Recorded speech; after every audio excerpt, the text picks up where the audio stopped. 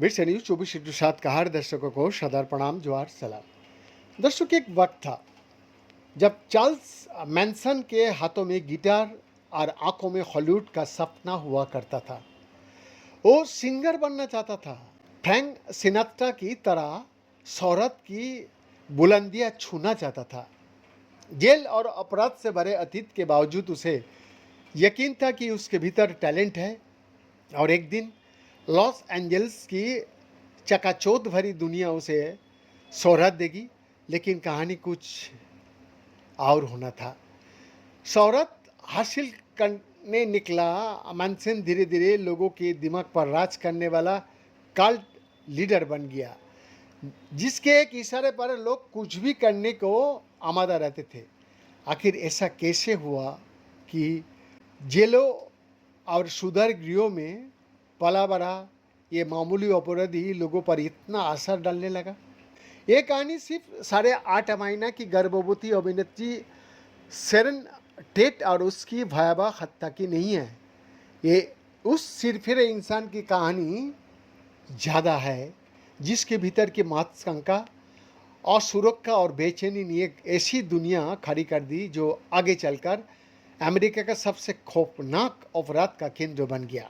Manson को समझने के लिए सबसे पहले हमें उस दौर का अमेरिका को समझना होगा जिसमें वो अचानक से नहीं बल्कि धीरे धीरे अपने लिए जगह बना रहा था। ये 1960 का दशक था। अमेरिका का इतिहास का सबसे उथल पुथल भरे दौर में से एक था वो समय। वियतनाम युद्ध के खिलाफ सड़कों पर प्रदर्शन हो रहा था, नस्लीय भेदभाव जोरों पर था और युवा पीढ़ी सामाजिक ढांचे को ठेंगा दिखा रही थी।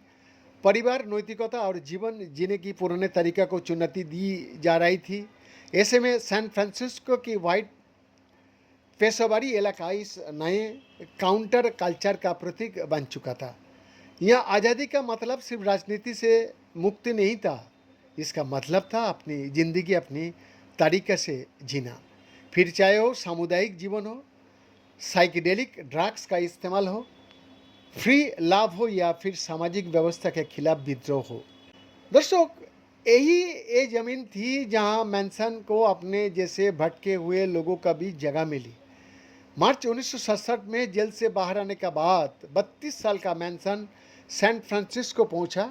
उसके पास ना पैसा था, ना कोई सामाजिक पहचान और ना भविष्य की कोई ठोस योजना, लेकिन उसका पास गिटार था, गाने थे और लोगों से बात करने का एक ऐसा अंदाज था जिसने जल्द ही उसका ध्यान अपनी तरफ खींचना शुरू किया।